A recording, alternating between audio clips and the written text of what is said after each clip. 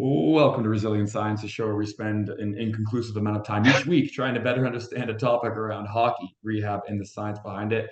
I'm Dr. Ben Sunick. I'm a doctor of chiropractic. I'm a goalie and strength coach. I am a researcher that looks at hockey stuff. And most importantly, Jamie, we are world junior champions together. We are, although I have lived in the States about 10 years now on and off. So I don't know what I am. I'm Jay Phillips, physical therapy student. I'm a master's of science, strength coach, goalie coach, and according to some, part of the most unqualified duo in goaltending. Yeah, that one hurt me this week. That was Um, interesting. that's okay. Anyways, we digress. So last week was interesting. I think it was a very interesting and productive conversation because one, you've been working tirelessly to crunch a lot of Excel data, more than any sane person would like to crunch, but you've come up with a lot of eye-opening things, and you've changed my opinion easily on the topic of Canadian goaltending development. And even before the show, this is a little teaser in terms of future episodes. We talked about the different leagues and the Q, the O, and the WHL in terms of how they develop. Um, and that also has changed my opinion and some biases that I had. So I really like what we're talking about because we have hard, tangible data that, and I'm open to having my opinions like completely shattered, and that's what you've been doing. So what was your takeaway from kind of the way that our last episode was received? Yeah, so the basic summary for those who didn't listen last week, you should go listen to it. I think it's a good episode. But for those who did listen, the basic summary again is going over is that like between for goalies that were aged between born in 1990 and 1999, across Canada, Canadian goaltending has been like really, really good in terms of the number of goalies produced, the amount of NHL games played. It's like really hard to say that there is a shortage of successful Canadian goaltending. And that's like without even anecdote. Like if you want to go Mm-hmm. anecdotally, like Matt Murray's got two Stanley Cups, Darcy Kemper won a Stanley Cup. Like if you want to look at just outputs of being on a good team, like that's three Stanley Cups in the last 10 years off the top of my head. I haven't looked at the rest of them. Right? Like, anyways. So the basic summary is that Canadian goaltending overall is doing well at the highest level. Mm-hmm. The other interesting note is that goalies who are drafted into major junior drafts largely make up the same goalies who are drafted into NHL drafts from those leagues. Like I think off the top of my head, one OHL goalie who played in the OHL and was drafted to the NHL wasn't drafted in that OHL draft that he was supposed to be in. So like major junior teams are largely doing a good job at either A, identifying the high level goalies, or B, identifying and developing them to continue to be successful. So largely Canadian goaltending from an outputs between, again, like goalies were born between 1990 and 1999. So those who were 23, 24, up to, 32, which is kind of like what we're looking for goaltender eight, like peak age, Mm-hmm. is good. They've been good. I don't know. It's been good, Jane. What do you think? Yeah, I think it's good. I mean, well, this is most of our data is comparing major junior leagues. I mean, I'm looking forward to crushing like NCAA data, especially that will change in terms of more recently. There's been more of a push and a growth, and obviously I coach at D1 school. I'm biased in that sense, but yeah. So a couple of takeaways that I've kind of gathered from your data, as well as talking from other goalie coaches and parents and stuff, is essentially if Canada doesn't have more than one like top superstar goalie who's consistently winning the Vezina, as Carey Price was that guy for many years, uh, the kind of national consensus is that goaltending is broken and that we're not doing enough to produce that 1% of the 1% of the 1%. And I initially going into last week I thought that as well, and it turns out it's not the case in terms of actual numbers. Canada is doing a very good job. And another thing too is like we've both been very vocal about that we don't like practice structure and we don't like a lot of the things the way North America, like Hockey Canada, Hockey USA, structure development. We're very open to that. But another part too is a lot a lot of the voices that are saying that hockey is broken is coming from people who they never succeeded. And Yeah. so that sounds bad, but it is true. So if you never went anywhere in hockey, of course you're going to have a bias that the system is broken. And it's like it's a weird it's just life.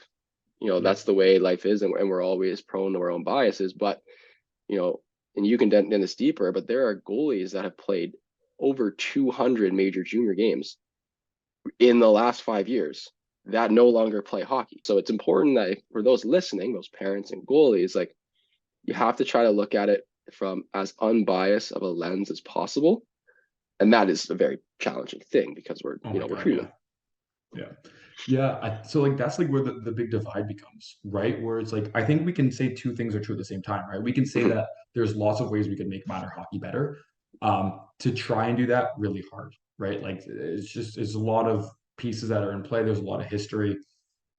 It's really hard to change systems that have been existing for a while. Again, Hockey Canada has made some great changes. We've talked about that before with what they're doing with like under nine.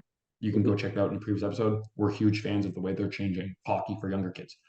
Um, so we can still say like there could be improvements made there, but we can also say that like at the top level, I think lots of people would be surprised to see how many truthfully and quote unquote successful goalies get to play the game. And I think part of that is also defining what's successful, right, Jamie? So you and I talked a little bit after last week about what we thought was successful. But the question that I asked you last week is like how many major junior games, if you were a coach or a scout, and maybe we should probably ask someone who's actually We a coach or should, scout, yeah, we but we should. Yeah, should, yeah. yeah. But in our opinion, that's like if you were a scout or a coach and you drafted a goalie, how many games would you be happy with to get out of them as a goalie? What would you be like? That was worth the pick. That was a good pick. He turned into a great player for us or a good player for us. Yeah, like if we're spending like a valuable pick, like a top 3 or 4 round pick, 150 for sure is kind of my major junior thing. You think about like with what, like 60 games a year. Yeah, that's 68 thing the OHL off the top of my head. Yeah. So So like if they played 3 years, 50 across 3 seasons, 3 years playing starter, I was playing 50 yeah, games. So I'd say yeah, 150 is kind of my like a really good yeah. number of games played. Yeah, and I've got really good news for you. Because lots of goalies get around that number, right? Like I'm just looking, pulled up randomly back all the way to the 2006 OHL draft year. So going back a little bit farther, the top picks out of those goalies played 166, 142, 156, 130, 137, 139, 140, 142. Like you're getting a lot of Mhm. major junior games out of guys drafted even into the fifth round of the OHL draft, right? Yeah. Um, Now, again, conveniently, of those goalies, six were drafted in the NHL. And then um, how what's the games played by those six in the show? 3-0-0-0-26, and drum roll please, 137 by Michael Hutchison. Um, but yeah, that's like our whole point, right? Like, there is some successful major junior goalies there who Mhm. objectively were good enough to play a lot of games in a really high level league. Um, who don't play a single NHL game. So Yeah. before we even can talk about our NHL caliber goaltenders, like that's just how competitive hockey is right now, right? Like these Mhm. really good goalies. And again, like the thing that I think for people too to consider is these major junior teams are not afraid to bring in European goalies. Mhm. Like the OHL and the WHL, there's an international draft. They will go get international goalies. An example is Philip Grubauer when played in Yeah. Belleville. Right. So like if you want to Michael like still, Neuwirth, yeah, Windsor, yeah, exactly. Right. or So it's Plymouth. it's not Plymouth? Plymouth. Plymouth. Yeah. So it's not like teams are like, we don't have options here. Our Canadian Yeah. goaltending isn't good enough, right? Like they can go get other people. They do when they Mhm. think it's appropriate, right? But you got a ton of guys who are really successful. Some go on to play pro and some don't. So it's hard, right? Yeah. So it's yeah. And also with the game growing, that is more people I don't want to say watering down, but more people entering the pool of options. And if you have an extra 50,000 kids start every year, some of those kids are going to end up being, high caliber. And those kids, if what are they're in Slovakia or Croatia or wherever it is, are open options to take, jobs away from Canadians if they're not as good. And that is when talent identification comes into play. But one thing, and this is what I think we'll definitely cover it more. We'll probably have like a nice like 2 hour long in-person discussion with this one sometime when your data is already done. Um, But essentially, what the data so far is showing, and correct me if I'm wrong, is that the talent identification system that we have and the development model we have is producing good goalies that are identified from a young age, so 15, 16. And those goalies continually trend upwards and they're picked in the NHL, and then what happens from there happens. But those that are not identified continue to trend upwards, but they never surpass those that were already good when they're 14, 15, 16. Yeah, that's like again, and then from like a really superficial view, that's probably on average what is happening. And that's something for people to remember too, is that like it's an average, right? Yeah. You're always going to have the outlier, one or two people who took a weird route. For example, I'm forgetting which goalie it was. Tyler Wall maybe was drafted out of Leamington, Junior B. Ooh. Um, yeah, and I think that happened, but even then, he was still OHL drafted. Yeah. So again, it wasn't a total surprise, but he went to the NCAA. I think off the top of my head, I might this might need to be entirely cut out if I'm wrong. I'll check after. No, Well, we it's okay can. because if we can have, it's good to have people call us out and like fact check our stuff because that's okay. But like you're right because if you look at me, I was drafted in the fourth round of the OHL, which is reasonably high, all things considered. Yeah, I was still drafted in the NHL, although quite late. Mind you, I took the NCAA route, but I never played an NHL game. So did the system work? I would say, yeah, for the most part, I would say it did. But for some people, it'd be like, you never played in the NHL, therefore the system's broken. yeah, It's just like, it's whose definition are we using for success is also what we need to go by. But in the average is what we need to look at. The mean yeah. it works. Well, I mean, like, I think something to also remember and keep in mind here is if you go back to your OHL draft last year, 2000, the year of 2009, right? Mm-hmm. Matt Mahalik, who was the second goalie picked in the draft, OHL draft, was Yeah, NHL drafted. whatever happened to him? 0 NHL games. He was drafted to Carolina, right? I think so. Yeah, I think so too. After Mahalik, the third overall pick in your OHL draft, do you remember who it was? Clint Windsor? Jordan Bennington? Binnington. Bennington. Yeah. Yeah. He's oh, Well, there's another one. He won a there's Stanley another one. He's Cup. a Stanley Cup, yeah. Add him to the yeah. Add him to the list. Yeah. But then like you go through this list actually, and this is something that's interesting for what it's worth. But from Jamie's draft year in the OHL, the first goalie played U Sports, Matt Mahalik drafted, Jordan Binnington, Stanley Cup winner, Andrew D'Agostini, professional goalie. Yeah. My old goalie Uh, partner in two yeah, different teams. Clint Windsor has played professional games, I believe. Still plays. Still plays. Frankie Palazzese did also play professionally and is now a goalie coach. Yep. And the OHL, I think. Yes, I think he might be Sarnia, University of Yeah, Toronto, Sarnia. and runs his own private goalie coaching in Toronto. There you go. And then Jay Williams played University of Miami, Ohio. Does that make sense to you? Would have been around the same time college as Yes. you. Yes, I remember that name. I don't know what happened with him. Did he go pro? Yeah. No, no games. And then Okay. you. So and then Hello. you. So that's the top OHL draft pick. So if you want to look at like what happened to those goalies, and you want to have that discussion around was that a talent ID only thing? Was that a development only thing? There's a lot of goalies who took a lot of different routes there who all had what I would largely call successful careers. Like I think that comes down to, Jamie, you did not win a Vezina. You Did did not. not play an NHL You game. need to play at least an NHL game to be eligible to win a Vezina. Didn't win a Vezina.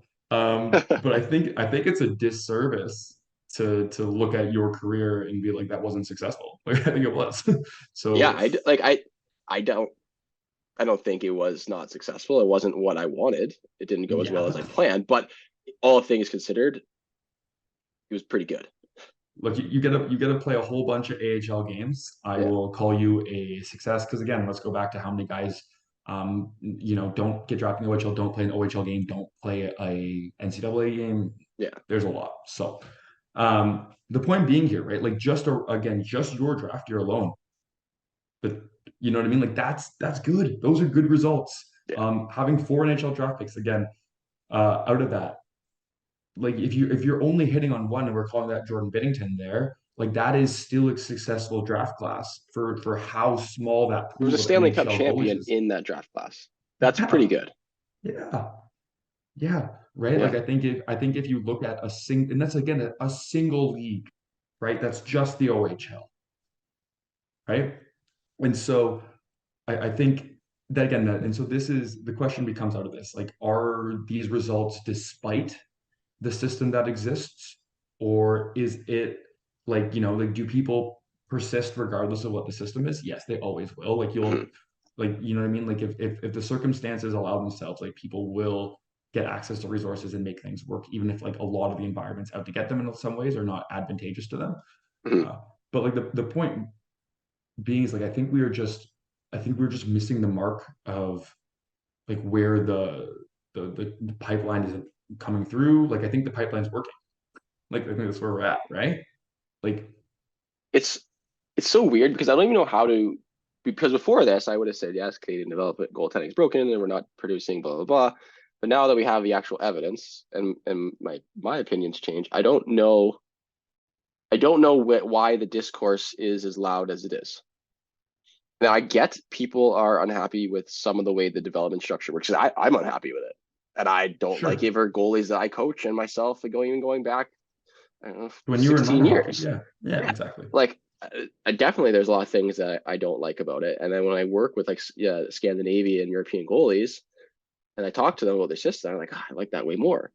Now, but we've shown that if our system isn't broken, is it possible that the vocal minority, not I guess what not vocal minority, but So the is it majority, I think, possible is that the vocal. majority that aren't being quote unquote successful, they're the ones that are trying to drive change, which I guess rightfully they're allowed to. I think everyone's allowed to drive change. So I guess I don't really know. I guess my question would be, and probably what we're going to call the podcast is: so Canadian hockey's not broken.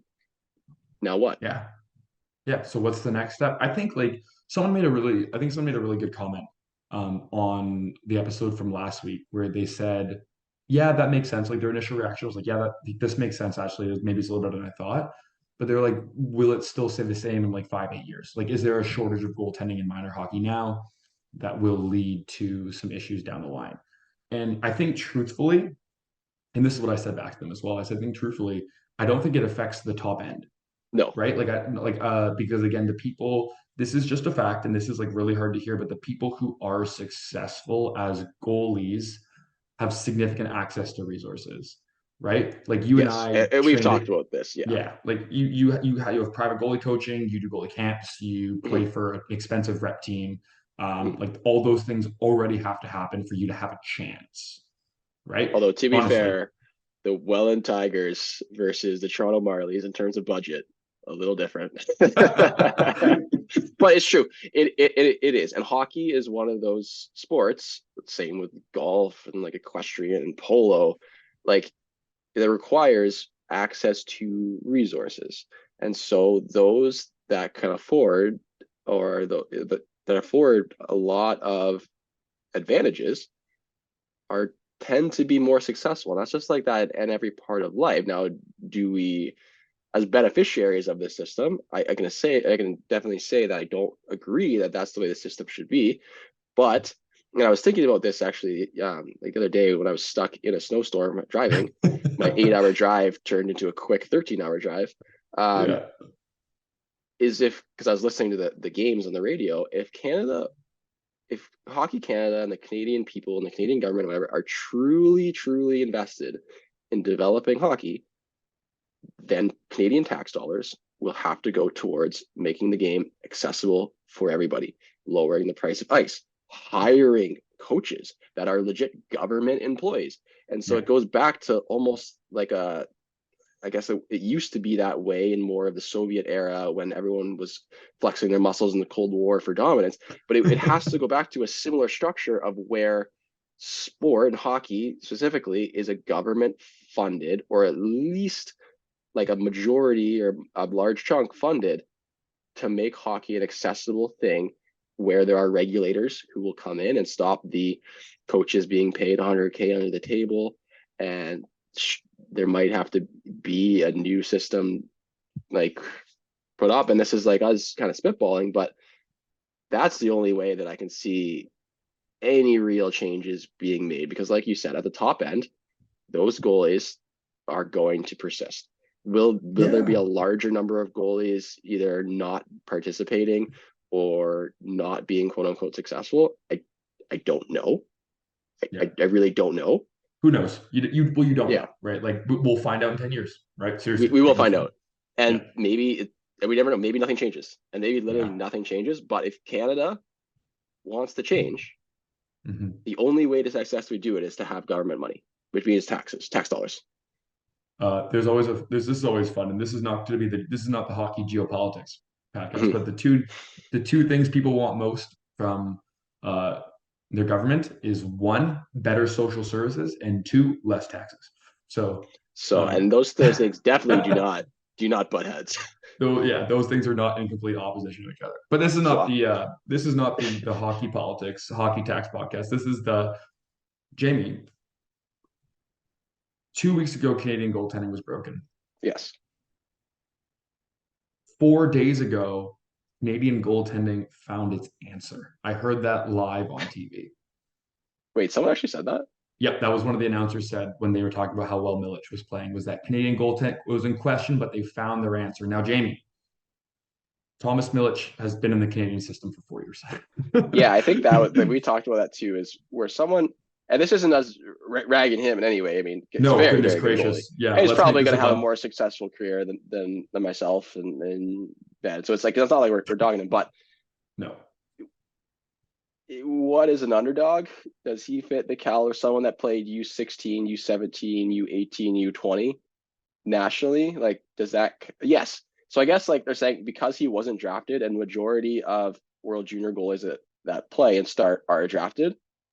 Although you know who wasn't drafted? Martin Jones Martin Jones was not drafted. was That's not correct. drafted. Not Maybe I think he drafted. was after the World Juniors. He was drafted into the WHL though, so correctly identified Yes, in the but he WHL was not as a drafted to the NHL, he was and not. so that's where people would say he's an underdog. But if you actually crunch the numbers, I would say someone who has been developed and brought up by Hockey Canada system, he's exactly where he should be. Oh yeah, I mean, like I think, again, and like to be fair, Thomas Milic has not played a ton of major junior games. Like I Mhm. pulled up his elite prospects page here. The year he played for Canada Red U17, he played 3 games for them. He only played 2 games for Seattle, so he actually played more games in a Canadian jersey than he did in a WHL jersey that year. Interesting. Um, yeah, but then the next season again, 2020, 2021, that's kind of a hard season to, there were some things going on during that season. And also during 2019, 2020 in general as well, that season was a little bit, right? Those seasons are Yeah, kind of muddy. yeah, So those are hard goal, to judge. I think it's also really, again, like let's even take that into consideration, right? His draft year would have been, or his 2 major scouting years would have been severely impacted by COVID, Yep, right? Like yep. by the shutdowns that were there. Um, so again, maybe like the read on him not being drafted was just a lack of like, again, games played. Didn't seem Hmm. like didn't play a lot of WHL games, so teams just didn't take a chance on him, even though he played U17 and U18, Yep. right? So there's some things to take into account. But yeah, that's like an interesting phenomenon, right? Like uh, I find that really interesting that we talk about the Canadian system that way. But again, he's played for Team Canada for a while. He's been in this Canadian system for a while. Like he's been clearly correctly identified by the Team Canada system as being someone who can represent the country at a high level, Hmm. right? Like that kind of comes back to like, is that development thing? Well, I don't know. Like he was picked up early, clearly, Yeah, right? So it's this is all just really complicated and it's it really is hard. very And, complicated. and as people who are like Jamie, you're more involved in the physical day to day than I am. Like you Hmm. are a coach in the NCAA. I spend more time staring at numbers. It's true. But again, you can kind of you kind of see it that I think this is just like it's just like really hard to do to evaluate goalies in general, and that might be something that goes in is that with the exception of a very few elite level goalies, there is almost no consistency year to year from most standard goalies, Hmm. and that's something that's worth noting too. Is that's why it's hard to get consistent goaltending is because largely it isn't consistent. It's inconsistent most of the time. Year to Yeah, year goalies don't consistently have good years. no. So it's once again, we fell victim, and most people fell victim to assuming that everything is more simple than it actually is. Yeah, we did it again. It happened to us again.